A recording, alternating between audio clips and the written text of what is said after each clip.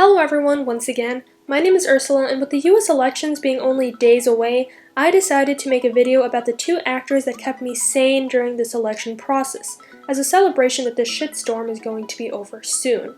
I think that whether you're pro-Trump, pro-Clinton, or neither, you probably laughed at the Saturday Night Live parodies of the debates. In fact, I think SNL was a large part of the reason people even looked forward to watching the debates.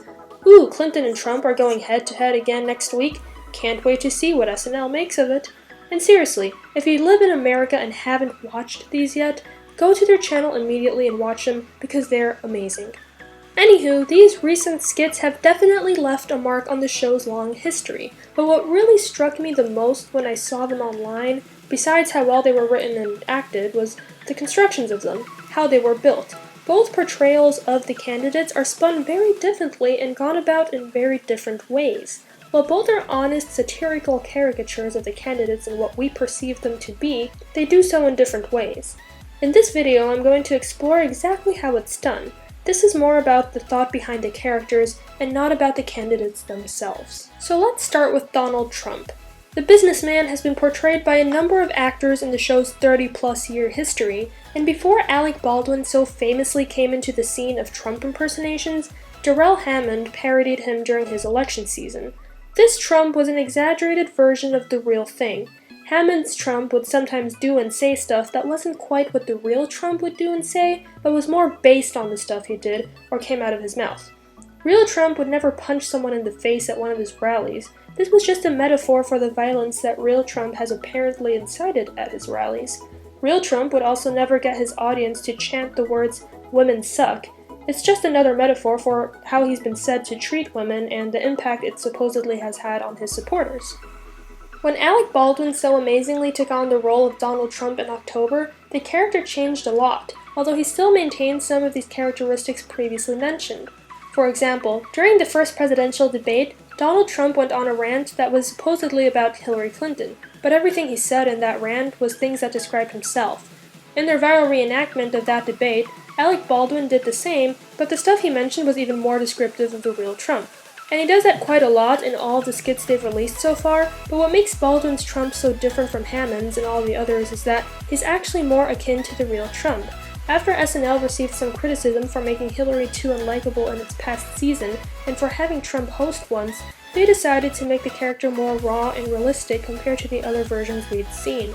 Baldwin was also made up to look almost exactly like the candidate, and while still comical, he became less sketchy and more realistic. Baldwin began to copy the man's movements and facial expressions more, and the lines became closer to Trump's actual words. You can take the baby and rip the baby out of the womb of the mother. They're ripping babies out of vaginas. Now let's talk about the Hillary portrayals. Clinton has, like Trump, been portrayed by several different actresses ever since she was First Lady. Most recently, Kate McKinnon took the role, and if I can say anything about her, it's that this version of Hillary is more psychological than anything else. Kate McKinnon's Hillary tries being less like the real Hillary, and more akin to what we perceive to be going on in real Hillary's head. While most people do love her portrayal as the candidate, I've heard some say that she's too exaggerated and less like the real one. People, whether they like McKinnon's portrayal or not, don't seem to really understand that the exaggerations of this character are very much purposeful. This Hillary represents all the stuff that the real Hillary is thinking, but will never say aloud. Let's go back into the past a little bit.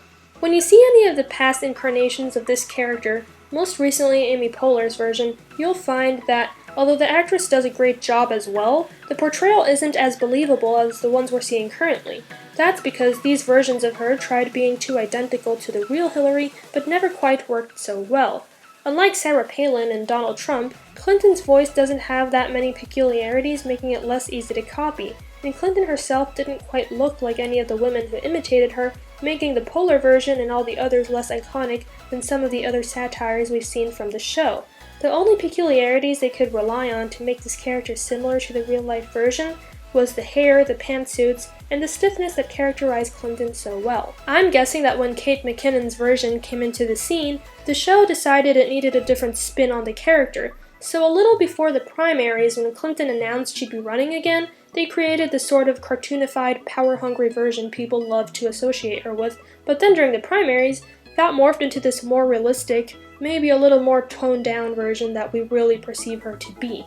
We kind of see this evolution within McKinnon's portrayal, but it always remained more psychological than anything else. Her now version, Primaries and Onward, is probably the best one, because like I said, it's more of a portrayal of her conscience. This is what we think real Hillary would be like if she were unfiltered, what probably goes on in her mind. Of course, real Hillary would never make fun of how ugly her opponent looks, but she probably thinks it. Neither did she get drunk or throw a party when Trump's locker bus tape was released and it helped her get higher poll numbers. That would all be very unprofessional coming from a presidential candidate, but I wouldn't be surprised if she thinks these things and says them in the privacy of her own home. After all, she's only human. McKinnon's Hillary is ultimately what the public thinks of when they see the real Hillary Clinton. Someone who seems composed and professional on the outside, but who on the inside probably has an arsenal of insults stored for Donald Trump, and who wants nothing more than to become the most powerful woman in the United States. Now, while there are occasional moments on the show that show us glimpses of real Hillary's antics, like stuff she's actually done in real life, what makes us laugh the most is usually the other stuff I already mentioned. The parts where she says what real Hillary is probably thinking, but never really says aloud. But of course, both characters are only exaggerated versions of the real thing. With Trump, what you see is what he's actually thinking. When he talks, it's a stream of consciousness, basically. He just says whatever he's thinking a lot of the time. And a lot of the more laughable things he says in real life, that's actually how he thinks. He's just saying them as they pop into his head. Clinton likes to filter herself more. She's professional a lot of the times, and she probably doesn't want to say the insults she has stored in her brain because she doesn't want to tarnish her reputation more. SNL just kind of demonstrates this in both cases. See, one is just an exaggeration of politician's personality, the other is an exaggeration of a businessman's actions. I hope you liked this video, give it a thumbs up, and if you did, don't forget to subscribe, but most importantly, go vote on Tuesday. That's it for today. I really hope to see you soon.